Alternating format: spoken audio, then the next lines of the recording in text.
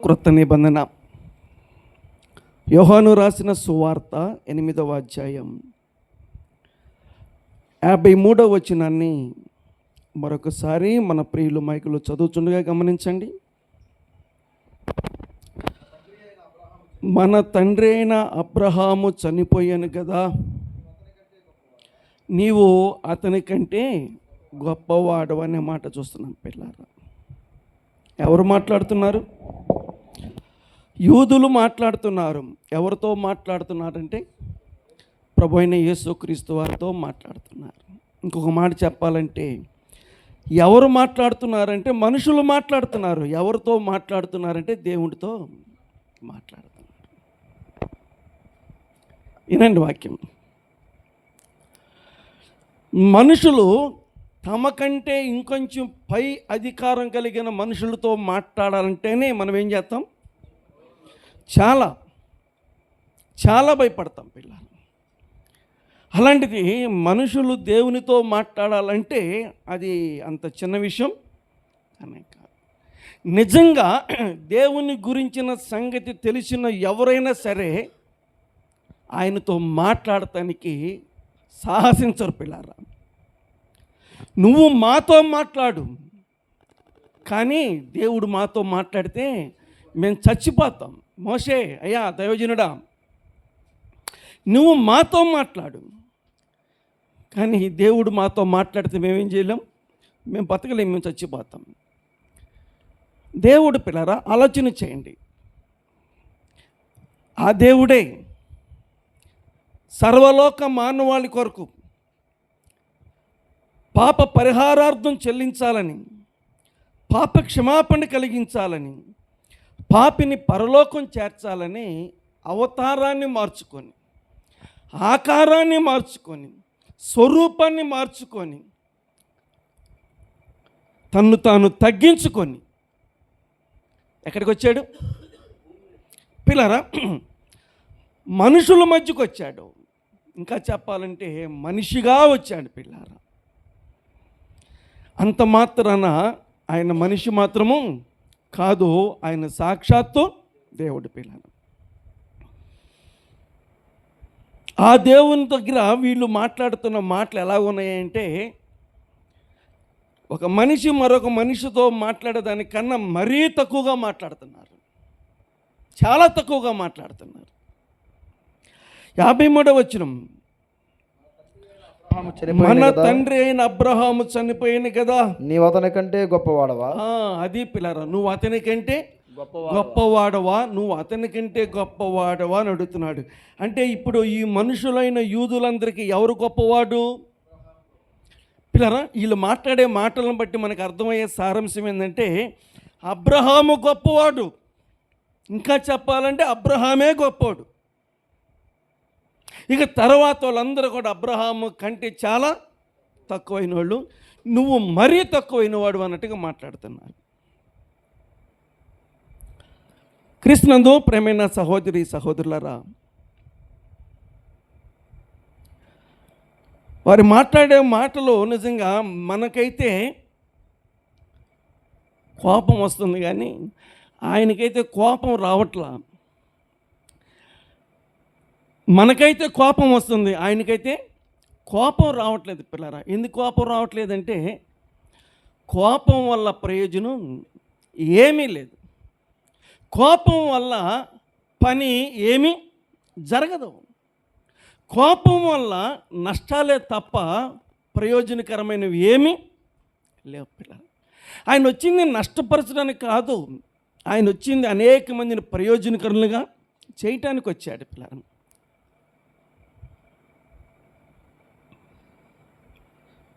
పాఠాలు చెప్పేటప్పుడు పిల్లలు ఇసుకిస్తారు. ఎవరిని ఏం మాట్లాడుతున్నా? పాఠాలు చెప్పేటప్పుడు ఇసుకిస్తారు ఎవరిని? ఇది మీరు పాఠాలు చెబుతారా, నేర్చుకుంటారా మీరు? మరి ఎవరిని? పాఠాలు చెప్పే పంతులు గారిని ఎలా ఇసుకిస్తారా అంటే పిల్లరా, అందరూ ఇసుకించేవాళ్ళే. అయినా ఎంతో ఓర్పుతో ఆయన ఏం చేస్తాడు? పాఠాలు చెప్తాడు పిల్లారా. అంత ఓర్పుతో పాఠాలు చెప్పబట్టే ఒక్కొక్కళ్ళు ఐఏఎస్ ఆఫీసర్లు అవుతుంటారు. ఎంబీబీఎస్లు అవుతుంటారు పిల్లారా. ఇంకా చెప్పాలంటే ఎండీలు అవుతుంటారు పిల్లారా. వీళ్ళు ఇంత గొప్ప వాళ్ళు ఎందుకు అయ్యారయ్యా అంటే ఇది వీళ్ళ గొప్పతనం కాదు, అది ఎవరి గొప్పతనం? పాఠాలు చెప్పేటువంటి ఆ ఉపాధ్యాయుని యొక్క గొప్పతనం పిల్లారా. జీవితంలో ఒక వ్యక్తిని ప్రయోజకుని చేయాలంటే మనం ముందేం చేయాలంటే, మనల్ని ఎంత కోపం తెప్పించినా మనం ఏం చేయకూడదు, మనం కోప్పడకూడదు పిల్లలు. మనం కోప్పడ్డామంటే గమనించండి, మన ద్వారా వాళ్ళు ఏం కాలేరు, ప్రయోజకులు కావాలి. ఎందుకు నెల నెల జీతాలు ఇచ్చేది పిల్లరా? ఉద్యోగం దిగిపోయిన తర్వాత కూడా ఎందుకు పెన్షన్లు ఇచ్చేది అంటే వారి ద్వారా ఎంతోమంది పిల్లల భవిష్యత్తు ఏం కావాలి, ఎంతో ప్రయోజకులు కావాలి పిల్లలు.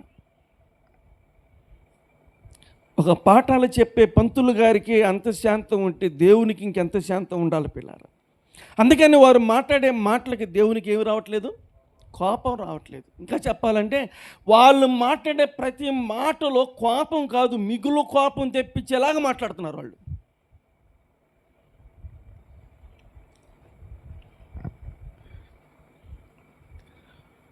ఎలా ఉండేవి చూడండి వాళ్ళ మాటలు. 8వ అధ్యాయం 33వ వచనం. యోహాను సువార్తె 8:33. వారు మేము అబ్రహాము సంతానము. చూసారండి, చాలే ఇంకేం ఒక వచ్చిన అలా చదువుకుని వెళ్ళిపోదాం. మేము ఎవరు సంతానం? మేము అబ్రహాము సంతానం. అలా చెప్పుకోవటానికి కూడా వాళ్ళకి ఏముంది, గొప్ప. మేము ఎవరి సంతానం తెలుసా? ఎవరి సంతానం? మేము అబ్రహాము గారి యొక్క సంతానం. మా తండ్రి అబ్రహాము, మేము అబ్రహాము సంతానం. అబ్రహాము అనే పేరు చెప్పుకోవడానికి వాళ్ళు ఎంత అతిశయపడుతున్నారు, ఆయన బిడ్డలు అని చెప్పుకోవడానికి వాళ్ళు ఎంత గర్వపడుతున్నారో పిల్లారా.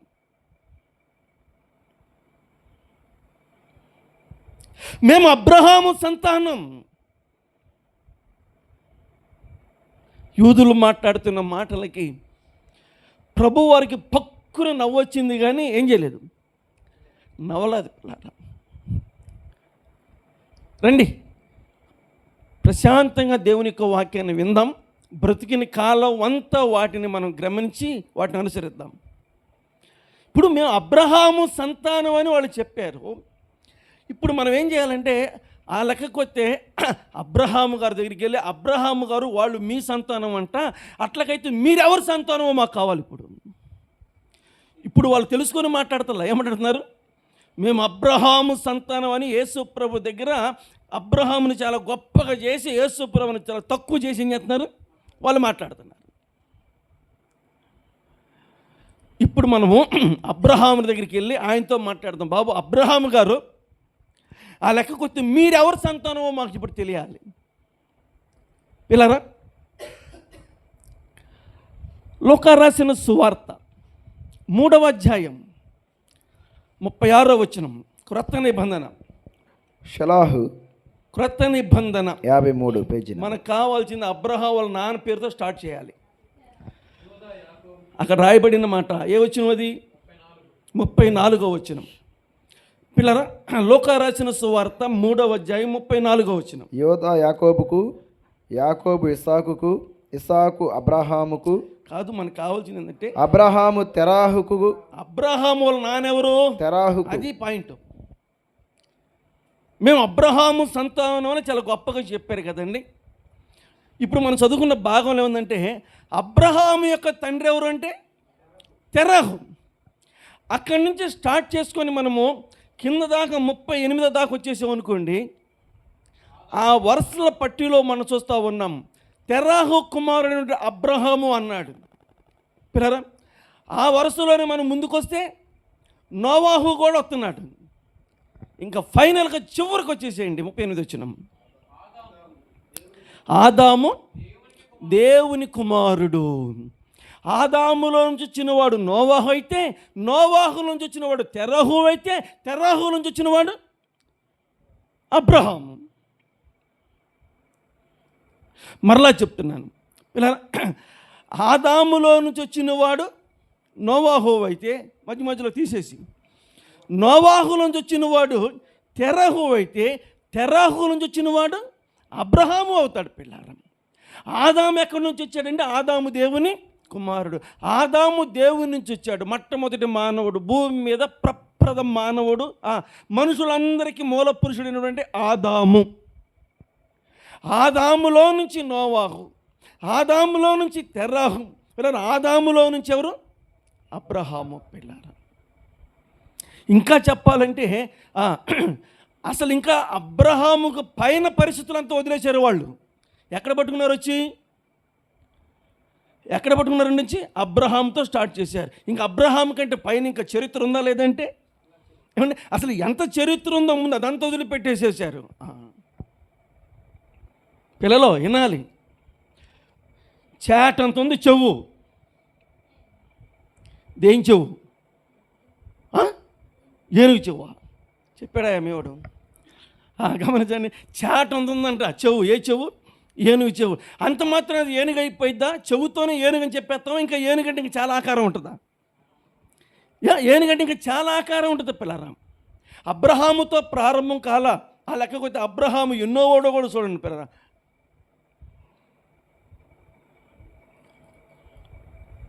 బైబిల్ గ్రంథం చెప్పే మాట ఏంటంటే అబ్రహాము దేవుని సంతానం. వీళ్ళకి ఆ సంగతి తెలియదు పిల్లలు. మేము అబ్రహాము సంతానం. వాళ్ళ ముందున్నది దేవుడు. యెహోవాయే దేవుడిని తెలుసుకొనుడి. ఆయనే వినండి ఆదామును పుట్టించాడు, ఆయనే తెరహును పుట్టించాడు, ఆయనే అబ్రహామును పుట్టించాడు, ఆయనే చెప్పాలి యూదా జనులందరినీ కూడా పుట్టించాడు. ఇంతకీ మాట మాట్లాడింది ఎవరు? యూదులు పిల్లరా. ఈ మాట మాట్లాడింది యూదులు. ఈ రెండు కళ్ళు జబ్బు కలిగిన ఆమె ఎంతో బాధతో వేదనతో నా జీవితానికి మరణం తప్ప నాకు ఇంక వేరే గత్యంతరం లేదనుకొని కుమ్మిలిపోతున్నటువంటి ఆమెను దేవుడు ఏం చేశాడు? జ్ఞాపకం చేసుకొని, ఏమంటే లేయాని దేవుడు జ్ఞాపకం చేసుకొని ఆమె దేశింపబడుట దేవుడు చూచి ఆమె గర్భము తెరిచి 4వ సంతానంగా దయచేసిన వాడు యోధ. అందులో నుంచి వచ్చిన వాళ్ళే ఈ యూదులు. ఇలారా ఎంత చరిత్ర ఉందో అదంతా పక్కన పడేసేసి ఒక అబ్రహాం అనే పేరు పట్టుకుని ఊగులాడుతూ ఉన్నారు పిల్లరా. నువ్వు అబ్రహాము కంటే గొప్పవాడువా, నువ్వు అబ్రహాము కంటే గొప్పవాడువా అని వాళ్ళు మాట్లాడుతున్నారు. మేము ఆ గొప్పవాడైనటువంటి అబ్రహాము యొక్క సంతానం అని వాళ్ళు చెప్తూ ఉంటే ప్రభు వారికి ఎంత సంతోషం లేదు, ఎంత నవ్వు వచ్చిందో పిల్లలు. ఆ లెక్కకొస్తే యావత్ భూమి మీద ఉన్నటువంటి మానవ కోటి అందరూ కూడా ఆ ప్రభువు నుంచి వచ్చినటువంటి సంతానం. దేవుడు తన స్వరూపములో తన పోలిక చొప్పున నరులను, దేవుడు తన స్వరూపములో తన పోలిక చొప్పున మానవులను నరులను సృష్టించాను. ఆ దేవుడు కృప కలిగిన వాడు, కనికరమ కలిగిన వాడు నేల మట్టిని తీసుకొని తన స్వహస్తాలతో మానవుణ్ణి తయారు చేశాడు. ఇదంతా వదిలిపెట్టేసి మేము అబ్రహాము సంతానం అని ఇల్లు స్టార్ట్ చేశారు పిల్లలు. వాళ్ళకి ఎంత అభిమానము అబ్రహాము అంటే. అభిమానం ఉండటంలో తప్పేమీ లేదు, కానీ అభిమానించే ముందు అతడు ఎక్కడి నుంచి వచ్చాడో దానికంటే ముందు ఏమైనా చరిత్ర ఉందని కూడా మనం ఏం చేయాలి? ఆలోచన చేయాలి పిల్లలు. వారు మాట్లాడినటువంటి 2వ మాటకు వద్దాం రండి. ఇప్పుడు 8వ అధ్యాయం యోహాను రాసిన సువార్త 8వ అధ్యాయం 37వ వచనం చదువుదాం. మీరు 89 పేజీ నెంబర్ యోహాను సువార్త క్రొత్త నిబంధన మనం చదువుకునే మొదటి అధ్యాయం 8:37. మీరు అబ్రహాము సంతానమని నాకు తెలియను, మీరు అబ్రహాము సంతానమని నాకు తెలియను, అయినను మీలో నా వాక్యమునకు చోటు లేదు, మీలో నా వాక్యమునకు చోటు లేదు. చాలు పిల్లరా. మరి మీరు అబ్రహాము సంతానం అన్నారు, మీ మాటకే వస్తాను. మీ మాటకే వస్తాను. మీరు అబ్రహాము సంతానం అయితే మీ దగ్గర నా వాక్యానికి ఏమి లేదు, చోటు లేదు. కానీ మీరు అనుకుంటున్నటువంటి మా తండ్రి అయిన అబ్రహాం అన్నారు చూసావా, ఆ అబ్రహాముకి వాక్యం అంటే ఉంటుంది ఏంటిది పిల్లరా, మీ తండ్రి అయినటువంటి అబ్రహాముకి వాక్యం అంటే ఉంటుంది. ఆదికాండం 15వ అధ్యాయం మొదటి వచనం. ఆదికాండం 15వ అధ్యాయం మొదటి వచనం. ఇవి జరిగిన తర్వాత పేజీ నెంబరు 10. మొదటి పుస్తకంలో 10. ఇవి జరిగిన తర్వాత యెహోవా వాక్యము అబ్రహామునకు దర్శనమందు వచ్చి, యెహోవా వాక్యము అబ్రహామునకు దర్శనమందు వచ్చింది. అబ్రామా భయపడకము. చాలు. వాక్యం అంటే ఎవరికి భయం? వాక్యం అంటే ఎవరికి భయం? అబ్రహాముకు భయం పిల్లారా. వాక్యం వేరు, దేవుడు వేరు కాదు. దేవుడు వేరు, వాక్యం వేరు కాదు. వాక్యమే దేవుడు, దేవుడే. ఆది యందు వాక్యం ఉండెను. పిల్లలు, వాక్యము దేవుని యొద్దుండెను, వాక్యమే దేవుడై ఉండెను. ఆ వాక్యము కృపా సత్య సంపూర్ణుడిగా మన మధ్యకు వచ్చాను. వినండి, వాక్యం తేలిగ్గా తెలుసుకుందాం, అనేక మందికి తెలియపరుద్దాం పిల్లలు. వాక్యం వేరు, దేవుడు వేరు కాదు. వాక్యమే దేవుడు, దేవుడే వాక్యం పిల్లలు. ఆ దేవుడైన వాక్యం అబ్రహాము దగ్గరికి రాగానే అబ్రహాము మామూలు కాదు, మిగుల భయపడిపోయాడు. కానీ ఆ వాక్యము ఈరోజు మీ దగ్గర ప్రకటించబడుతూ ఉంటే మీకేమి లేదు, అస్సలు భయం లేదు. మీకు అసలు భయమే లేదు. ఏం భయం లేదు? వాక్య భయం అస్సలు లేదు. వాక్య భయం అస్సలు లేదు పిల్లలు వినాలి. రారు, క్లాస్ స్టార్ట్ అయిందిరో. ఏం స్టార్ట్ అయిందంట? క్లాస్ స్టార్ట్ అయిందంట. క్లాస్ స్టార్ట్ అయితే ఏమైద్దిరో మీరు చెప్పండి. చెప్పరా కార్తీక్, ఏమైంది? క్లాస్ స్టార్ట్ అయిపోయిందంటే ఏమైంది? సగం పాఠం ఎగిరిపోదు. సగం పాఠం ఎగిరిపోతే నువ్వు పరీక్షలో ఏమి రాస్తావు? పరీక్షలో పాస్ అవ్వాలంటే పాఠం ఎలా వినాలి? ప్రారంభం నుంచి మనం వినాలి పిల్లారా. అర్థమవుతుందండి?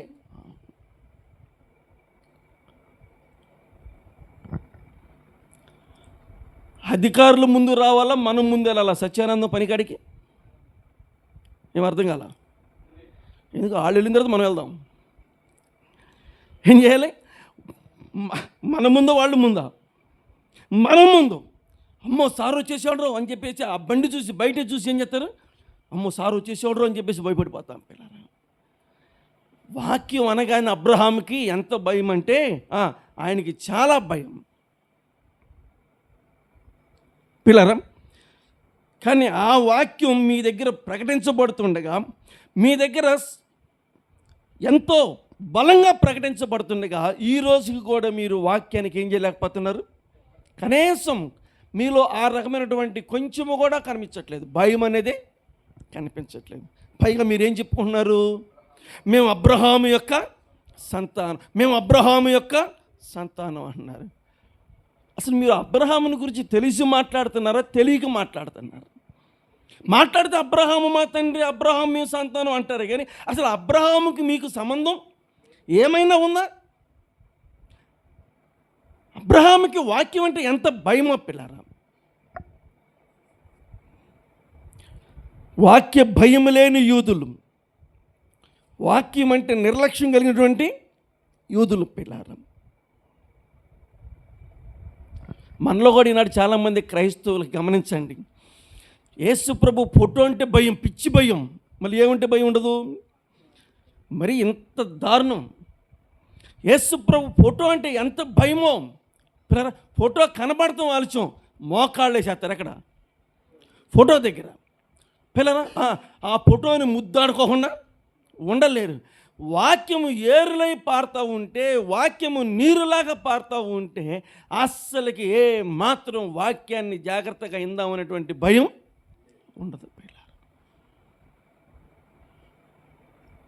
మనకు తక్కువ, అసలు మన దగ్గర లేదు. వాక్యం ప్రకటిస్తూ ఉంటే సెల్ ఫోన్ తీసుకొని లోపలికి బయటికి సెల్ ఫోన్ తీసుకొని పిల్లారా. ఇది భయం కలిగిన పనులేనా? ఇది అసలు క్రమమేనా? ఒక్కొక్కళ్ళు అయితే ఆడే కూర్చొని మాట్లాడుతుంటారు. హలో నేను ఎక్కడున్నాను, హలో నేను ఎక్కడున్నాను, నేను చర్చిలో ఉన్నాను, నేను తర్వాత మాట్లాడతానంట. పిల్లరా, నువ్వు చర్చిలో కొత్త ఉన్నప్పుడే ఒకళ్ళు తెచ్చుకుంటే తెచ్చుకున్నావులే, కానీ దాన్ని ఏం చేయాలి? సరే, అది అంతగా బైబిల్ కంటే మనకి ఎక్కువైపోయింది అది. సరే, దానికి ఏం చేయలేం. కానీ మనం చేయాల్సింది ఏంటంటే, మనం వస్తున్నప్పుడు దాన్ని ఏం చేసుకోవాలంటే సైలెంట్లో పెట్టేసుకోవాలి. మళ్ళీ వెళ్ళిపోయేదాకా దాని జోలి మనం పోవటానికి వీల్లేదు. లేదండి, అసలుకి క్రైస్తవులకి ఏం లేదు. నేను అంటాను, ఆనాడు యూదులకి ఎట్లా లేదో ఈనాడు క్రైస్తవులకు కూడా ఏం లేదు. అసలు లేదండి. ఎవరు ఏమని అనుకున్నా పర్లేదు పిల్లలు, అస్సలకి భయమే లేదండి. చర్చికి వెళ్తున్నాం అనేది కూడా లేకపోకుండా సెల్లు తీసుకొని చర్చికి రావటం. కారణం ఏంటంటే సెల్లో కూడా బైబిల్ ఉంది. బైబిల్ తీసి చూస్తాం కాదు, ఏం చూస్తాం, సెల్లులో బైబిల్ చూస్తూ ఉంటారు పిల్లలు. చిన్నోళ్ళని చెప్పట్లేదు, పెద్దోళ్ళు మంచి మంచి చదవర్లు కూడా ఈ తప్పులే చేస్తున్నారు. బైబిలే, సెల్లే పిల్లలు, సెల్లే, బైబిలే పిల్లలు. ఏదో సమయాల సందర్భాలను బట్టి అన్నిటిని దేవుడు అందులో ఏర్పాటు చేశారు. కానీ చర్చికి వెళుతున్నామంటే ఖచ్చితంగా ఏముండాలి? బైబిల్ ఉండాల్సిందే పిల్లలు. మేము అబ్రహాము సంతానం అని చెప్తారు, కానీ అబ్రహాముకు వాక్యం అంటే ఎంత భయమో. 39వ వచనం యోహాను సువార్త 8వ అధ్యాయం 39వ వచనం. అందుకు వారు ఆయనతో మా తండ్రి అబ్రహామని. ఎన్నిసార్లు చెప్తారు ఈ మాట? అసలు ఎన్నిసార్లు చెప్తారు ఈ మాట? ప్రారంభంలో ఏమన్నారు? నువ్వు మన తండ్రి, వాళ్ళ చెప్పిన మాట, మన తండ్రి అయిన అబ్రహాము కంటే నువ్వు గొప్పవాడు అన్నారు. 33 ఏమన్నారు? మేము అబ్రహాము యొక్క సంతానం అన్నారు. 37 ఏమన్నారు? అబ్రహాము సంతానం పిల్లలు, మేము అబ్రహాము సంతానం అంటారు. 39లో ఏమంటారు? మరలదే మాట చెప్తున్నారు పిల్లరా. అందుకు వారు ఆయనతో మా తండ్రి అబ్రహాముని. యేసు, మీరు అబ్రహాము పిల్లలైతే అబ్రహాము చేసిన క్రియలు చాలా దగ్గరికి తీసుకొచ్చాడు పిల్లరా వాళ్ళని, అబ్రహాముని. మీరు అబ్రహాము సంతానం అని చెప్తున్నారు, కానీ అబ్రహాములో ఉన్న క్రియలు మీలో లేవు. అబ్రహాము సంతానం అంటే నిజంగా మీలో ఏముండాలి? అబ్రహాము యొక్క క్రియలు మీలో ఉండాలి. పిల్లలు వినాలి వాక్యం. రే, ఎవరబ్బాయి ఎవరు అంటే, నేను పలానా ఆయన కొడుకు. ఆయన కొడుకువా? మరేంటి ఆయన పనితనం లేదు నీ దగ్గర? మీ నాన్న ఎలాంటోడు? మీ నాన్న మంచి పనితనం కలిగినవాడు, మీ నాన్న మంచి పనితనం కలిగిన వాడు. మీ నాన్న ఎలాంటి అంటే, ఇలా చూస్తే అలాగేం చేస్తాడు? పట్టేస్తాడు. మీ నాన్నకున్న గొప్పతనం ఏంటంటే, మీ నాన్న చూసిందని అలా పట్టేస్తాడు. పట్టేయటం అంటే ఎలాంటి పనిని ఏం చేస్తాడు? అలా చూశాడంటే పట్టేస్తాడు. విన్నారా? కొంతమంది చెప్పుకుంటారు, మేము పలానా ఆయన పిల్లలం అంటే, మరి మీ నాన్న దగ్గర పనితనం నీ దగ్గర లేదు. మీ నాన్న దగ్గర ఉన్న పనితనం మీ దగ్గర లేదు పిల్లలు. ఆ క్రియలు లేవు. రండి, అబ్రహాము క్రియలు మీలో లేవు. మీరు చెప్తున్నారు చూసావా, అబ్రహాము కంటూ నువ్వు గొప్పవాడు అన్నావు చూసావా? ఆ గొప్పవాడు అనుకున్న అబ్రహాము క్రియలు కలిగి ఉన్నాడు. మరి మీ దగ్గర ఏమి లేవు, ఆ రకమైన క్రియలు లేవు. ఏముండి అబ్రహాం దగ్గర క్రియలు? యాకోబు పత్రిక 2వ అధ్యాయం 21 చదువుదామా? క్రొత్త నిబంధన 211 క్రొత్త నిబంధన యాకోబు రాసిన పత్రిక 2:21. మన పితరుడైన అబ్రహాము, అది వచ్చింది చూసారా? మన పితరుడైన అబ్రహాం తన కుమారుడైన ఇస్సాకును. చూసారా? క్రియలు చూపిస్తున్నాడు ఇక్కడ. మీరు చెప్పారు చూసావా, మేము అబ్రహాము సంతానం. అబ్రహాములో ఏముండే చూడండి, మన తండ్రి అయిన అబ్రహాము, మన పితరుడైన అబ్రహాము తన కుమారుడైన ఇస్సాకును బలిపీఠం మీద అర్పించినప్పుడు అతడు క్రియల వలన నీతిమంతుడని తీర్పు పొందలేదా? కాదు, చిన్న క్రియలు కాదు. ఏ క్రియ ఏమండి?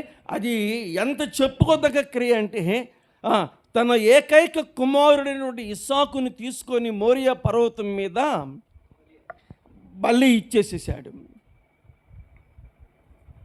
అబ్రహాము తన కొడుకుని ఇవ్వటానికి వెనకయ్య తీయలేదు ప్రేరణ. కాబట్టి నేను దేవుని బిడ్డని అని అబ్రహాము తన క్రియల ద్వారా ఏం చేశాడు? రుజువు చేశాడు. 22వ వచనం.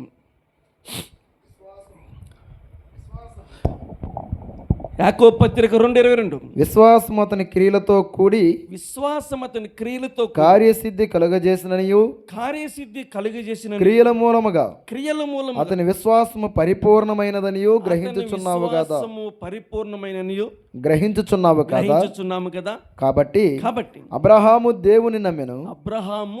దేవుని క్రియలు ఎలాగ ఉన్నాయంటే అబ్రహాము దేవుని నమ్మాడు. అయిపోయింది నా వాక్యం.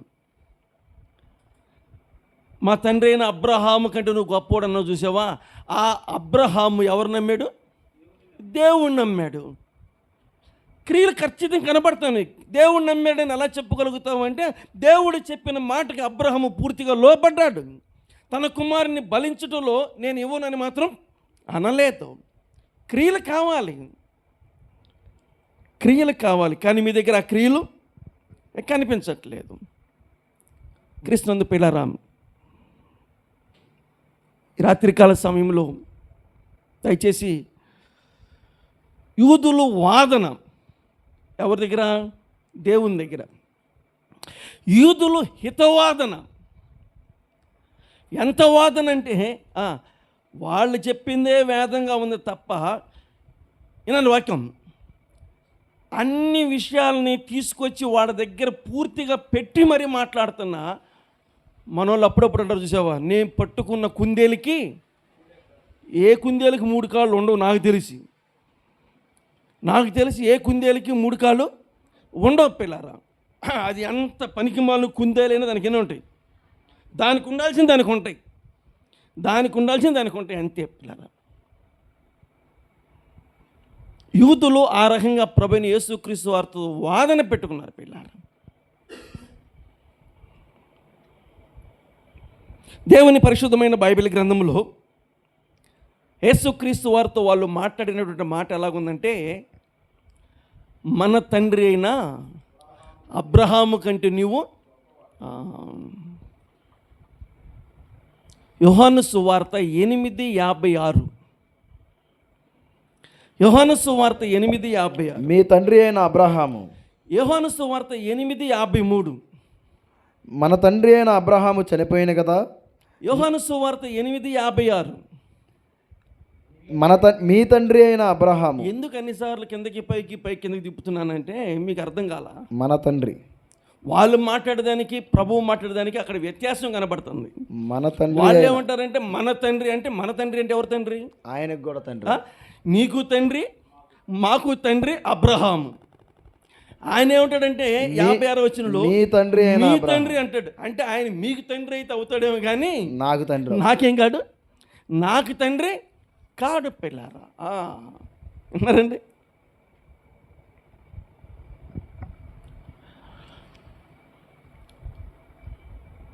మన తండ్రి అని వారిని ప్రభువుని సమానం వారు చేసుకున్నారు పిల్లరా. వాళ్ళు సమానం చేసి మాట్లాడుతూ ఉన్నారు. అప్పటికి యేసుక్రీస్తు వారు భూమి మీదకి వచ్చి దాదాపుగా కొన్ని సంవత్సరాలు అయింది. ఇంకా చెప్పాలంటే ఆయన సేవలోకి వచ్చిన తర్వాత కొన్ని కార్యాలు చేసుకుంటూ వచ్చాడు. ఆయన కొన్ని కార్యాలు చేసుకుంటూ వచ్చాడు పిల్లలు. 38 సంవత్సరాల నుండి కోనేటి దగ్గర నడవలేనిక పడిపోయి ఉన్నవాడిని నీ పరిపెత్తుకొని నువ్వు నడవమని ప్రభు చెప్పాడు. నేనంటాను, నీకు మాకు కూడా అబ్రహామే తండ్రి అనుకుంటే మరి ఇప్పుడు ఆ క్రియలు అబ్రహాం చేశాడా మీరు చేశారా? ఆ క్రియలు చేయటం ఎవరి చేత అయింది? ఏమండి, అది ఎవరి వల్ల అయింది? దానికి ముందు ఇంకేమైనా చేశాడంటే కానా వివాహంలో నీళ్లను ద్రాక్షారసముగా మార్చేశాడు. కానా వివాహంలో నీళ్లను ద్రాక్షారసముగా మార్చేశాడు. ఇవన్నీ కూడా 8వ అధ్యాయానికి ముందు జరిగిన కార్యాలు. ఇవన్నీ కూడా 8వ అధ్యాయానికి ముందు జరిగిన కార్యాలు పిల్లారా. వాళ్ళు కార్యాలను చూశారు, కానీ ఆయన్ని దేవునిగా ఏం చేయలేకపోతున్నారు, మహిమపరచలేకపోతున్నారు. ఆయన దేవునిగా మహిమపరచలేకపోతున్నారు. అప్పటికి ఆయన చెప్తున్నాడు, అబ్రహాము మీకు తండ్రి, అబ్రహాము నాకు తండ్రి కాదు. ఇన్ని చెప్పినా మీరు ఇంకా అదే మైకుల్లో ఉన్నారు కాబట్టి ఇంకొంచెం విపులంగా చెప్తాను. ఏది, మా తండ్రి అయిన అబ్రహాము, మన తండ్రి ఆ అబ్రహాముని గురించి ఇంకొంచెం వివరంగా చెప్తాను. ఒకవేళ దీని ద్వారా అయినా మీకు ఏమన్నా కొంచెం మనసు కలిగిద్దేమో. మీకు అర్థమవుతుందండి? రా, ఈ 2 సార్లు కూడా నన్ను చెప్పించేవో తప్ప దీవించలా. ఈసారి తీసుకెళ్తాను, అక్కడి నుంచి అయినా సరే ఈసారి ఏం చేయాలి, నువ్వు వాళ్ళని చెప్పించాలన్నట్టుగా ఉంది పిల్లలు. ఇప్పుడైనా సరే విపులంగా చెప్తాను, దీన్ని బట్టి కొంచెం ఆలోచన చేసుకోండి అని 56వ వచనంలో చెప్తున్నాడు ఆయన. మీ తండ్రి అయిన అబ్రహాం నా దినము చూతునని మిగులు ఆనందించెను. అది చూచి సంతోషించెను అనెను. ఏది ఆయన మీరు చెప్తున్నారు చూసావా, మన తండ్రి అయిన అబ్రహాం చూసావా, మీ తండ్రి అయిన అబ్రహాము నా దినాన్ని చూడాలని చేశాడు, మిగులు ఆనందించెను. నన్ను చూడాలని చాలా ఆశపడ్డాడు. చివరికి ఒక రోజు అవకాశం కలిగింది, చూసి ఏం చేశాడు, సంతోషించెను. మామూలు కాదు, మిగుల ఆనందించెను, చూచి సంతోషించెను అని పిల్లలు. అబ్రహాము ఎవరిని చూశాడు, దేవుణ్ణి చూశాడు. అబ్రహాము దేవుణ్ణి చూశాడు పిల్లరా. ఆ దేవుణ్ణి చూసిన సందర్భాన్ని చూస్తే అబ్రహాము యొక్క ఆనందం బైబిల్ గ్రంథంలో స్పష్టంగా రాయబడింది. 18వ అధ్యాయం ఆదికాండం, దైవ గ్రంథములో ఆదికాండం 18వ అధ్యాయం మొదటి 2 వచనాలు. మరియు మమ్రే దగ్గరనున్న సింధూరు వనములో అబ్రహాము ఎండవేళ గుడారపు ద్వారమునందు కూర్చుని ఉన్నప్పుడు యెహోవా అతనికి కనబడెను. అంటే దేవుడు అతనికి కనపడ్డాడు. దేవుడు అతనికి కనపడ్డాడు. ఇంతకీ అక్కడ ఎందుకు కూర్చొని వెయిట్ చేస్తున్నాడంటే, దేవుడు కనబడితే బాగుండు అన్నట్టుకుంది అక్కడ. ఎవరు దేవుడు కనబడితే బాగుండును. అబ్రహామా, నేను సర్వశక్తి గల దేవుడును, సర్వశక్తి కలిగిన దేవుడును అన్నాడు. అబ్రహాముని తీసేసి అబ్రహాముగా మార్చేసాడు, శారాయిని తీసేసి శారాగా మార్చేసేసాడు. ఇన్ని గొప్ప కార్యాలు చేసిన దేవుడు ఒక్కసారైనా కనబడితే బాగుండును అని దేవుణ్ణి గురించినటువంటి దేవుణ్ణి గురించినటువంటి ఆ ఆలోచనలో చెప్పాలి, నీలమైపోతున్నాడు పిల్లరా. ఆశగల ప్రాణాన్ని ఏం చేస్తాడు, ఆయన తృప్తిపరుస్తాడు. 17వ అధ్యాయంలో నేను సర్వశక్తి కలిగిన దేవుడిని చెప్పాడు. నన్ను అనేక జనాలకు తండ్రిగా చేస్తానన్నాడు. నా భార్యని శారాయిగా తీసేసి శారాగా రాజకుమారిగా చేశాడు. ఆ గొప్ప దేవుని దైవ దర్శనం నాకు ఒక్కసారైనా దొరికితే ఎంత బాగుండునో. మిగుల ఆస్తి కలిగినటువంటి ధనవంతుడైనటువంటి అబ్రహాం యొక్క హృదయంలో ఉన్న కోరిక ఏంటి, దేవుణ్ణి చూడాలని, దేవుణ్ణి కలుసుకోవాలని పిల్లరా. ఆశగల ప్రాణాన్ని ఆయన తృప్తిపరుస్తానని చెప్పి ఆ మిగుల నిత్య మధ్యాహ్నం 12 గంటల సమయంలో గుడారము ద్వారమందు కూర్చున్న అబ్రహాముకు దేవుడు ఏం చేశాడు, ఆయన ప్రత్యక్షమయ్యాడు. పిల్లలు వినాలి వాక్యం. చాలామందికి ఆశ ఉంటుంది కదా, ఆశలు తీరాలంటే ఎవరి మీద ఆధారపడాలి చెప్పాలి. ఆశలు మనకి తీరాలి అంటే పెద్దోళ్ళ కంటే కూడా దేవుని మీద ఏం చేయాలి, ఆధారపడాలి. మనుషులు కాదు, దేవుని మీద ఆధారపడాలి. పిల్లలు గుడారు ద్వారం ముందు కూర్చున్నప్పుడు దేవుడు కనపడగానే అబ్రహాము తన వయసును కూడా పక్కన పెట్టి సుమారుగా 100 సంవత్సరాల వయసు కలిగిన వాడు ఏం చేశాడు పిల్లరా, ఆ రకంగా ఉరుకులు పరుగులు తీశాడు. కింద మీద పడతా వెళ్ళిపోయాడు. పిల్లరా సాగిలు పడి నమస్కారము చేశాడు. ఎర్ర టెండలో కింద నేల ఏమవుతుంది, కాలిపోతుంది. కింద నేల కాలిపోతుంది. పిల్లరా సాగిలు పడి ఆ నేల మట్టి మీద దేవునికి నమస్కారము ఆయన చేశాడు. వాళ్ళని చూసి జన్మనం చేసుకున్నాడు, ధన్యము. మీ తండ్రి అయిన అబ్రహాము నా దినాన్ని చూడాలని, నన్ను చూడాలని ఎంతో ఆశపడ్డాడు. ఒకరోజున అది చూసి మిగుల ఆయన సంతోషించాడు. ఆ సంతోషం ఎలా కొనసాగిందంటే ఇప్పుడు మనం చదువుకున్న యోహాను సువార్త 8వ అధ్యాయం సగం భాగం అంతా దేవునికి యూదులకి సంభాషణ. అలాగే ఆదికాండం 18వ అధ్యాయం అంతా దేవునికి అబ్రహాముకి దేవునికి సంభాషణ. ఇంకా చెప్పాలంటే అది ఎంత ఆహ్లాదంగా, ఎంత సంతోషంగా, ఎంత ఆనందంగా ఆ అధ్యాయం కనపడుతుందో దానికి ఆపోజిట్గా ఉంది ఏ అధ్యాయం? ఈ యోహాను సువార్త 8వ అధ్యాయం పిల్లరా. ఈ యోహాను సువార్త 8వ అధ్యాయం.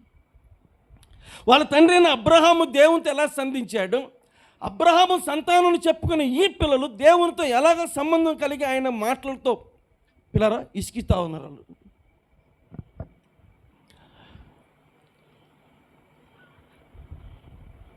ఆయన దగ్గర ఉంచుకొని అబ్రహాము వారికి విందు ఏర్పాటు చేసి అబ్రహామే దేవుణ్ణి వాళ్ళని సాగనంపినట్టుగా మనం చూడగలుగుతున్నాం పిల్లరా. ఆ రకంగా కార్యం చేస్తే ఆ రోజు ఒక గొప్ప దేవుని యొక్క వాగ్దానం ఆయన జీవితంలో దేవుడు ఏర్పాటు చేశాడు. ఆ మాటని అంత స్పష్టంగా చెప్తే ఆ మాట విని వాళ్ళు ఎంత ఆనందించారంటే యోహాను సువార్త 8వ అధ్యాయం 57వ వచనం. అందుకు యూదులు నీకింకను 50 సంవత్సరములైనా లేవే నీవు అబ్రహామును చూచితివా అని ఆయనతో చెప్పగా, అంటే ఇప్పుడు ఈ మాటను బట్టి వాళ్ళకి సంతోషం కలిగిందా, కోపం కలిగిందా? కోపమే. ఏం మాట్లాడతలా కాబట్టి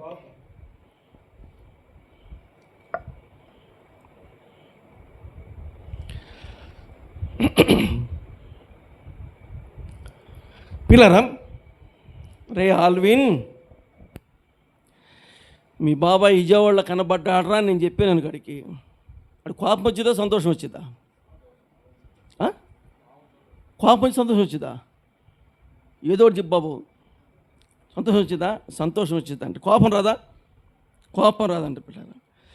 అలాగే మనోజు కూడా మీ నాన్నగారు కనబడ్డాడంటే వీడికేం వచ్చింది, నీకేం వచ్చింది? కోపం, సంతోషం. అదేంటయా? సంతోషమేనంట. గమనించండి, సంతోషమేనంట. ఇంతకీ మా బావగారు అయినటువంటి యేసుదాస్ గారు ఇప్పుడు కనబడలే, ఎన్ని రోజులు అయింది ఆయన చూసేసి. కాలేబు మీ నాన్న కనబడ్డాడని చెబితే వాడికి ఏమొచ్చిందో అనమని చెప్పడు. మీరు అందరూ కాదు ఆయన చెప్పని చెబుతుంది, సంతోషం వచ్చిందా? నిజమా? ఆడికి కూడా సంతోషం వచ్చిందంట. ఆలోచన చేయండి. ఇప్పుడు వీళ్ళ సంతోషం అంటే వేరు, అతనికి ఎలా సంతోషం వచ్చిందంటే ఎంత చెడ్డోడైనా, ఎంత చెడ్డ పడ్డైనా తండ్రే కదా పిల్లరా. కాబట్టి తండ్రే, కాబట్టి సంతోషమే పిల్లరా.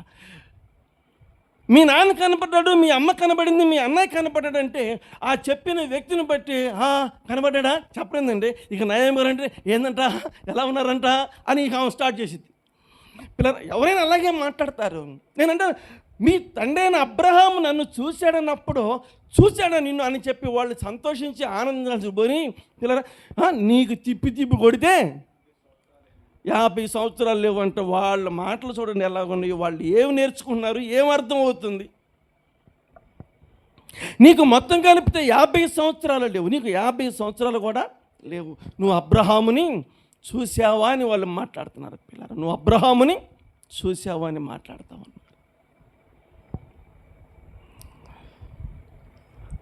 పిల్లరా, నన్ను చూశాడు అని దేవుడు తప్ప ఇంకెవరు చెప్పగలిగిన వాళ్ళు లేరు, ఇంకెవరు చెప్పలేరు పిల్లరా. కానీ అంత నిజమైనటువంటి ఖచ్చితమైనటువంటి ఒక సత్యాన్ని వాళ్ళు ఏం చేశారు? తృణీకరించారు. ఒక నిజాన్ని వాళ్ళు తృణీకరించారు పిల్లరా. ఒక వాస్తవాన్ని వాళ్ళు తుంగలో తొక్కేసేసారు. నేటి కాలములో కూడా నిజం ఎంతగా చెప్పినా దాన్ని నిజంగా ఒప్పుకునే వాళ్ళగా ఎవరు కనిపించట్లేదు. నిజం పిల్లరా, ఆలోచించండి. ఏది నిజం, ఏది సత్యం? బైబిల్ గ్రంథం చెప్తా ఉంది. ఇర్మియా గ్రంథం 10:10. ఇర్మియా గ్రంథం చెప్తుంది పిల్లరా 10:10. యెహోవాయే నిజమైన దేవుడు. చూసారండి ఎంత స్పష్టంగా ఉందో. ఇర్మియా గ్రంథములో, పాత నిబంధన గ్రంథములో భక్తుడండి ఇర్మియా చెప్తున్నాడు 636. యెహోవాయే నిజమైన దేవుడు. పిల్లలు గమనించండి, నిజమైన దేవుడు అండి ఆయన దేవుడు కాదు, నిజమైన దేవుడు. పిల్లలు ఎంత నిజము అంటే అబ్రహాముకు కనబడింది నిజం, అబ్రహామును పుట్టించింది కూడా నిజం, మానవుని మట్టితో చేయబడింది నిజం, మానవుని ఆయన స్వరూపంలో చేయబడిన మాట నిజం. ఈనాడు నిజానికి విలువలు చెప్పాలి. ఈనాడు నిజానికి విలువలు లేనిలో పిల్లలు.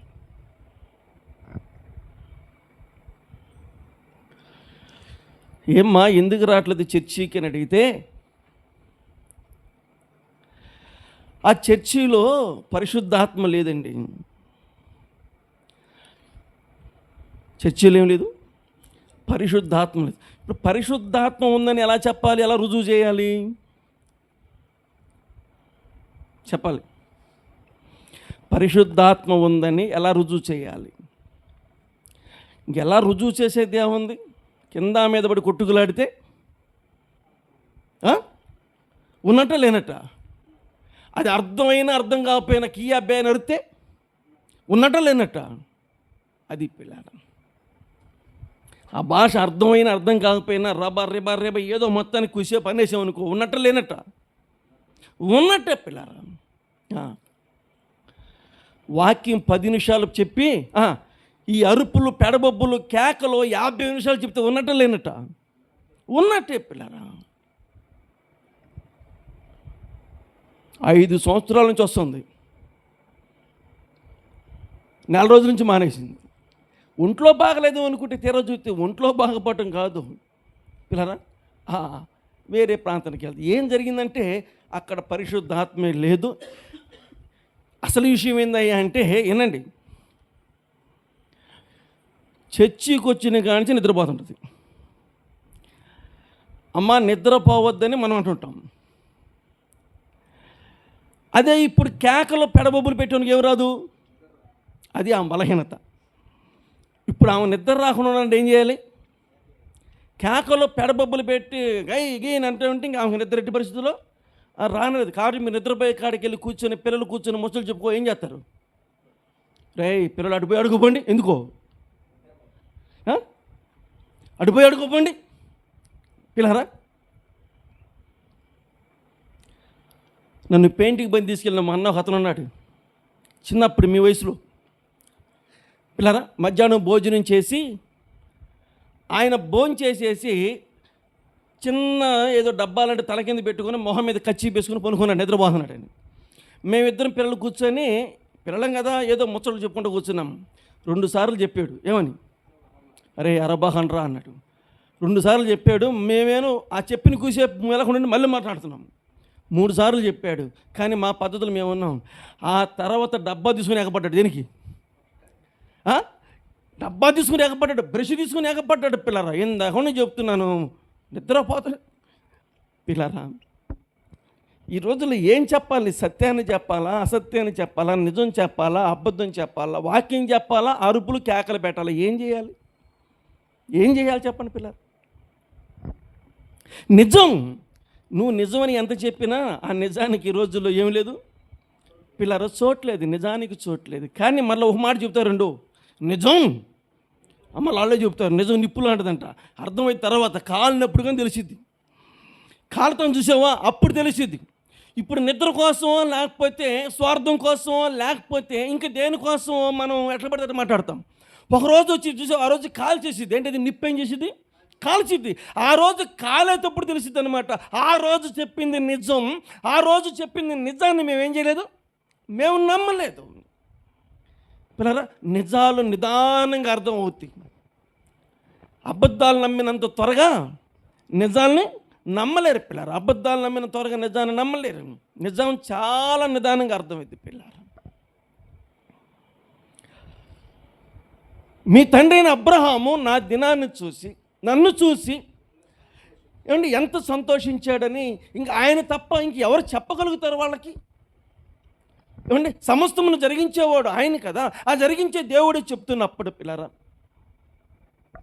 వాళ్ళు ఆ విషయాన్ని సంతోషంగా స్వీకరించడానికి బదులు వాళ్ళు చాలా కోప్పడ్డారంట. 57 వచనంలో, అందుకు యూదులు నీకు ఇంకను 50 సంవత్సరాలైనా నీకు ఇంకా 50 సంవత్సరాలు లేవంట.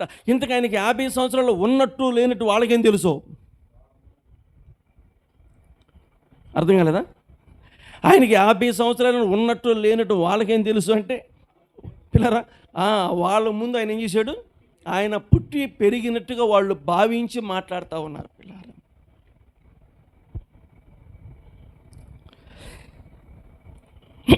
దేవుని పరిశుద్ధమైన బైబిల్ గ్రంథంలో మనం చూస్తూ ఉన్నాం. సంవత్సరాలు మనుషులకు ఉంటాయి, సంవత్సరాలు ఎవరికి ఉండవు? దేవునికి ఉన్న పిల్లలు. వారితో మాట్లాడుతుంది ఎవరో వాళ్ళకి విషయము అర్థం కావట్లేదు.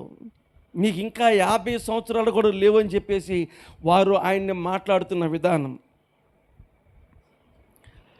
అందుకు యూదులు నీకు ఇంకను 50 సంవత్సరాలు లేవే, నీవు అబ్రహామును చూచితువని ఆయనతో చెప్పగా యేసు అబ్రహాము పుట్టక మునిపే నేను ఉన్నానని మీతో నిశ్చయముగా చెప్తున్నాను. మామూలుగా చెప్పాల, అబ్రహాము పుట్టక ముందే నేనున్నాను. అబ్రహాము పుట్టక ముందు నేనున్నాను. పిల్లరా లోకం పుట్టక ముందు నేనున్నాను. కనబడుతున్నవన్నీ పుట్టక ముందు నేనున్నాను. సముద్రాలు పుట్టక ముందు నేనున్నాను. పర్వతాలు పుట్టక ముందు నేనున్నాను. పిల్లరా లోకం సమస్తమును కలగజేసిన వాడిని నేనే. సమస్తమును పుట్టించిన వాడిని నేనే. క్రీస్తునందు ప్రియమైన వారలారా, ఈ రాత్రి కాలం మీరు చెప్తున్నారు చూసావా, ఏమని చెప్తున్నారు? అబ్రహాము కంటే నీవు వినాలి, అబ్రహాము కంటే నీవు గొప్పవాడు అంటే దానికి సమాధానం చెప్తున్నాడు. అందరిలో అతి శ్రేష్ఠుడు మనకందరికీ తానే ప్రభువు. అందరిలో అతి మనకందరికీ తానే ప్రభువు. హల్లెలూయకు పాత్రుండు అనుదినము మ్రోకెదము. హల్లెలూయకు పాత్రుండు అనుదినము మ్రోకెదము. సాగిల పాడి సాత్యముతో ఆత్మాతో మన ప్రభు యేసుని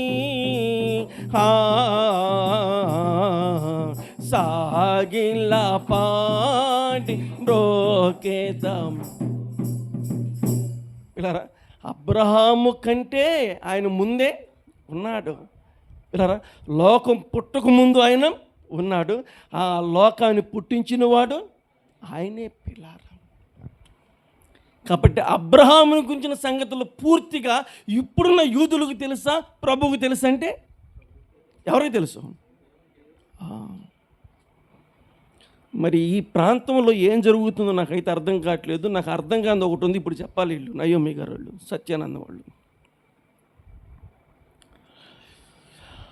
అటు చూస్తే అంత ఎత్తు మెట్లు కట్టారు, ఇటు చూస్తే అంత ఎత్తు మెట్లు కట్టారు. నాకు అర్థం కావట్లేదు. ఇంత ఎత్తు మెట్లు కట్టాలంటే ఎక్కడ కడతారు అంత ఎత్తు మెట్లు?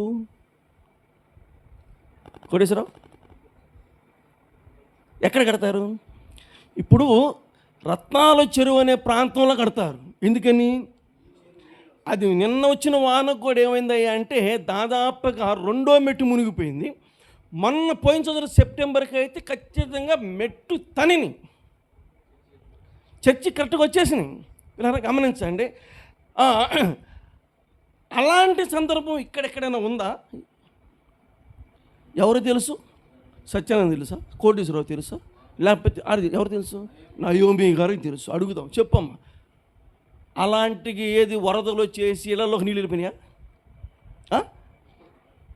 ఏంటి? ఇక్కడేమైనా అర్హంగా నీళ్ళు వచ్చినాయా? కిష్టపొంగి ఇలా వచ్చి నీళ్ళు వచ్చినాయా? మరి ఇటు చూస్తే నేను నాసిరా గారు అంతెత్తు మెట్లు కట్టి, ఇటు చూస్తే మన కృష్ణా గారు అంతెత్తు మెట్లు కట్టారు. నాకు అర్థం కావట్లేదు. ఇంతెత్తు మెట్లు దేని కట్టినట్టు నాకు అర్థం కావట్లేదు. అంటే ఇంతకుముందు అలాంటివి చూసిన వాళ్ళకైతే తెలుసు, మనకు తెలియదు. మనం మొన్న వచ్చాం, మనకేం తెలియదు. మరి మీరు ఎందుకు కట్టారంటే మనం కొనేసాం. రేపు పొద్దున్న రోడ్డు ఎత్తారు కాబట్టి 2 మెట్లు అలా వేసుకున్నాం అంతే పిల్లరా. అంటే ఆ రకంగా చేయాలి అంటే వరద పోటు ఎక్కువైంది అనుకోండి, నీళ్ళు లోపలికి వచ్చేస్తాయి కాబట్టి కట్టుకుంటారు అనమాట. ఇప్పుడు కట్టారు కొరతన బాణం, రేపు పొద్దున ముసలు అయిన తర్వాత ఉంటుంది. ఆ మెట్లు ఎక్కడ బంది ఆడాలట గట్టగా, ఇలా బంది ఆడాలన్నమాట. అర్థమవుతుందంటే బంది ఆడాలి. మొన్న ఎక్కడ లేని మన చర్చికి వాళ్ళు బంది ఆడుతున్నారు, నాకు తెలీదు. పిల్లరా యేసోదం గారు ఇలా బంది ఆడుకుంటూ ఎక్కుతున్నారు మీరు. ఆ తర్వాత అది పెట్టించాం, నాకు తెలియదు. పిల్లరా అంటే పూర్వకాలములో ఏదైనా వరదలు వచ్చేసి ఉంటే ఆ చరిత్ర తెలుసు, మనకు తెలియదు. ఈ మధ్యకాలంలో వచ్చాం కాబట్టి మనకు తెలియదు. మరి అలాంటి పరిస్థితులు ఉన్నాయేమో తెలియదు. అబ్రహాముని గురించి పూర్తి వివరాలు యూదులకి తెలియదు. అబ్రహాముని గురించి పూర్తి వివరాలు చెప్పాలంటే ప్రభువే చెప్పాలి. పిల్లరా గమనించండి, ప్రభువే చెప్పాలి. అసలుకి నీ తండ్రి అయిన అబ్రహామును గొప్పని చేసింది నేను. మీరు ఇప్పుడు దాకా చెప్తుంటే చూసావా, తండ్రి అయిన అబ్రహాము కంటే గొప్పవాడు అన్నది. అసలు ఆ గొప్ప అనే దాన్ని తెచ్చింది ఎవరు? నేను చెప్పాను. ఆదికాండం 12:2-3 వచనాలు. ఆదికాండం 12:2-3 వచనాలు. యెహోవా నీవు లేచి నీ దేశము నుండి నీ బంధువుల యొద్ద నుండి నీ తండ్రి ఇంటి నుండి బయలుదేరి నేను నీకు చూపించే దేశమునకు వెళ్ళము. నేను చూపించే దేశమునకు నిన్ను గొప్ప జనముగా చేసి. అది ఇప్పుడు మీరు గొప్ప గొప్ప గొప్ప అన్నారు చూసావా. అసలు స్టార్టింగ్లో గొప్ప లేదు ఆయనకి. ఎవరికి? అబ్రహాముకి. లేకపోతే ఎవరికి ఉండదో. ఇప్పుడు దాకా మనం చెప్పుకొచ్చిన ధ్యానాలన్నింటి పోల్చుకుంటే ప్రతి వాడిని గొప్పవాడిని చేసింది ఎవరు? అందుకని మనం పడుకున్నాం. అందరికంటే అతి శ్రేష్ఠుడు, అందరికంటే అతి శ్రేష్ఠుడు. ఎవరినైనా ఆయన చేయాల్సిందే గొప్పవాడినిగా. మీకు అసలు ఎక్కడ ఏం తెలిసిన మాట్లాడుతూ ఉన్నారు? ఎందుట్లో ఏం తెలిసిన మాట్లాడుతున్నారు? ఆ రోజు నేను చెప్పాను, ప్రారంభంలో చెప్పాను, నేను గొప్పవాడిని చేస్తానని చెప్పాను, చేసి తీరాను. అబ్రహాం ఏం చేశాడు? నేను చేసి తీరాను. 34 వచ్చినాం. ఆదికాండం 24:34. అతడు ఎట్లా ఏమన్నాడు? నేను అబ్రహాము దాసుడను, యెహోవా నా యజమానుని బహుగా ఆశీర్వదించాడు. అంటే ఎవరు చేయలేరు కనుక అతడు గొప్పవాడు. ఎవరు చేయలేరు. ఏం చేయలేరు? గొప్పవాడిని చేయలేరు. ఎవరు చేయలేరు పిల్లారా. గొప్పవాడిని చేయాలి అంటే అది మనుషులకి ఎవరికి సాధ్యం కానే కాదు పిల్లారా. అది ఒక యెహోవాకే, అది ఒక దేవునికే సాధ్యం. అది కూడా ఎందుకు అయింది అంటే మిగుల భయపడ్డాడు. ఎవరు? మీలాగా తొందరపడి మాట్లాడలా, మీలాగా మర్యాద లేకుండా మాట్లాడలా, మీలాగా ఎగబడలేదు. చెబుతూ ఉంటే చేతులు కట్టుకొని కాళ్ళు 2 దగ్గర పెట్టుకొని ఏం చేశాడు? ఆలకించాడు. చెప్పిన తెల్లారే ఆ మోరియా పర్వతానికి ఎక్కి వెళ్ళాడు. మీరు కదిలితే వాదన పెట్టుకుంటున్నారు, మీరు కదిలితే ఎదురు తిరుగుతున్నారు. మాట్లాడే వివరం కూడా మీకు తెలియట్లేదు. కాబట్టి నేను అబ్రహాముని ఏం చేశాను? నేను గొప్పవాడిని చేశాను. నేను గొప్పవాడిని చేయకపోతే ఈరోజు మీరు చెప్పుకునే గొప్పతనం అబ్రహాముకి ఉండేది కాదు. ఇప్పుడు చెప్తున్నాను, ఆ రోజు అబ్రహాముని ఎలా గొప్పవాడిని చేశానో ఈరోజు మీరు మారితే మిమ్మల్ని కూడా ఏం చేస్తాను? గొప్పవాడిని చేస్తాను. ఆ రోజు ఉన్నటువంటి పవరు, ఆ రోజున్న శక్తి, ఆ రోజు ఉన్నటువంటి సమస్త అధికారాలు ఆయనకి ఇప్పటికీ మరలా చెప్తున్నాను పిల్లారా. నిన్న నేడు ఏకరీతిగా ఆయన ఎప్పుడైనా సరే మార్పు లేనివాడు పిల్లరా. ఎవరినైనా గొప్పని చేస్తాను. ఇంతకు ఇన్ని మాటలు చెప్పిన తర్వాత వాళ్ళు ఏమన్నా అర్థం చేసుకున్నారంటే ఇక చివరికి వాళ్ళు చేసిన పని ఏంటంటే మూర్ఖ పని. కాబట్టి వాళ్ళు అది వాళ్ళు ఇచ్చిన మర్యాద. ఇంత వివరంగా చెప్తే అప్పుడైనా వాళ్ళు అర్థం చేసుకొని మార్పు చెందుతారు అనుకుంటే వాళ్ళు చేసిన పని ఏంటి? వాళ్ళు రాళ్ళు తీసుకున్నారంట పిల్లరా, రాళ్ళు. అమ్మో, యేసు ప్రభు మీదకి రాళ్ళు తీసుకొని ఎగపట్టారు పిల్లారా. ఒక రోజున ఆ రాళ్ళే వాళ్ళకి తీర్పు తీర్చని అర్థం కాల. ఆ రాళ్ళే వాళ్ళకి తీర్పు తీర్చని వాళ్ళకి అర్థం కాలేదు పిల్లారా. ఈ రాత్రికాలం రండి, యూదులలాగా వాదన పెట్టుకోకుండా, ప్రభుని శోధించుకోకుండా అబ్రహాములాగా మనం కూడా ఏం చేద్దాం? లోపడదాం. అబ్రహాములాగా మనం కూడా ఏం చేద్దాం? దేవునికి భయపడదాం. పిల్లరా, ఎవరు భయపడతారో, ఎవరు లోపడతారో, ఎవరైనా నమ్ముతారో, ఎవరైతే క్రియలు కలిగి ఉంటారో వారిని ఖచ్చితంగా దేవుడు గొప్పనిగా చేస్తాడు, చేసి తీరుతాడు. ఎందుకు ఈరోజు అబ్రహాము గొప్పోడయ్యాడయ్యా అంటే పిల్లరా, అబ్రహాముకి దేవుని మీద ఉన్న నమ్మకం అంతా గొప్పది పిల్లరా. ఈ రాత్రికాలం దేవుని యొక్క ముగించబడుతుంటగా ఎవరినైనా సరే, ఎంత దగ్గర దూరం ఉన్న వాళ్ళైనా సరే పిల్లరా, ఆయన నమ్మితే చాలు. నమ్మిన ప్రతి ఒక్కరు కూడా ఈ రకమైనటువంటి దేవుని దీవుల్ని ఆయన ఖచ్చితంగా ఇస్తాడు, మనం పొందుతాం పిల్లారా. ఇంకా యేసుక్రీస్తుని నమ్మకపోతే ఆ రకమైనటువంటి అబ్రహాము లాంటి గొప్ప బిరుదులు మనం కలిగి జీవించాలంటే ఆయన చేసిన పని మనం చేద్దాం. అబ్రహాము దేవుని నమ్మెను, అంతే మనం కూడా నమ్ముతాం. మన మీద మొయ్యలేని భారాలనేమి పెట్టాడు. ఆయన దేవుడిగా నమ్ముతాం, నిజమైన దేవుడిగా నమ్ముదాం. మన కోసం దిగి వచ్చాడని నమ్ముదాం. మన కోసం శిలువలో రక్తం కార్చాడని, ప్రాణం పెట్టాడని, చనిపోయి సమాధి చేపట్టి తిరిగి లేచాడని ఏం చేద్దాం? హృదయపూర్వకంగా నమ్ముదాం. ఆ ప్రభు కార్చిన రక్తంలో పాపాలు కడిగి వేసుకుందాం. ఆ తర్వాత ప్రభు కొరకు ఈ లోకంలో జీవిస్తే వారాలు, నెలలు, సంవత్సరాలు చూస్తూ ఉండగానే నీ జీవితంలో అద్భుతమైనటువంటి లేని గొప్పతనాన్ని దేవుడు అనుగ్రహిస్తాడు. అలాంటి దీవెనలు పొందేవారంగా ఉండాలని ప్రభునామములో మనం చేస్తున్నాను. ప్రార్థన చేద్దాం. కృపామయుడైన మా దేవ, మరొకసారి నీ వందనాలు స్తోత్రములు చెల్లిస్తున్నాం. నాటి కాలములో యూదులు కేవలము నాయన 2025 సంవత్సరాల కాలం నాటి యూదులు ఎప్పుడో పూర్వకాలం, క్రీస్తుకు పూర్వకాలములో ఉన్నటువంటి అబ్రహాము కాలంలో సంగతులు మీరు తప్ప ఇంకెవరు చెప్తే అర్థమైంది నాయన. ఎంతో వివరంగా, ఓపికగా, దీర్ఘశాంతం కలిగి ప్రతిదీ స్పష్టంగా వాళ్ళకి గ్రహింపు కలిగేలాగా, కానీ తత్ఫలితం రాళ్ళు తీసుకొని ఎగబడటం, నమ్మటానికి బదులు దూషించటం, తిరస్కరించటం. మా ప్రభువా, సిలువ వేయము, సిలువ వేయము, సంహరించము, సంహరించము. తదుపరి ఆరని అగ్ని గుండంలో తీవ్రను బాధపడుతున్నప్పుడు తెలిసింది నాయన. కానీ అలాంటి పరిస్థితి రాకోకుండానే అబ్రహాము భయపడ్డాడు, లోపడ్డాడు, నీ ద్వారా దీవించబడ్డాడు. అత్యధికమైనటువంటి గొప్ప స్థానంలో ఆయన ఈరోజు లేకపోయినా ఆయన గురించి చెప్పుకునే అవకాశాలు ఉన్నాయి నాయన. ఇంకా నేటి వరకు నిన్ను నమ్మని వారు ఉంటే మీరు మాట్లాడుతుండగా మీ మాటలు గ్రహింపు దయచేయండి. చిన్నలకి, యవనస్తులకి, వృద్ధులకి నాయన నమ్మకాన్ని, విశ్వాసాన్ని కలిగించండి. రక్షణ, పాప క్షమాపణ దయచేయండి. రేపొద్దున ఆరని అగ్నిగుండానికి పోయి బాధపడేదానికన్నా ఇప్పుడు నమ్మి నీ రాజ్యంలో చేరే ధన్యతను దయచేయమని వాతావరణం కోసం మరొకసారి ప్రభువా ప్రార్థన చేస్తున్నాం. దేశమంతా లెక్క వర్షమే. ఇతర దేశాల్లో కూడా నాయన వరదలు పొంగి పొర్లుతావని, వేల ఎకరాలు నాయన నీటి మట్టం అయిపోయి ఉంది.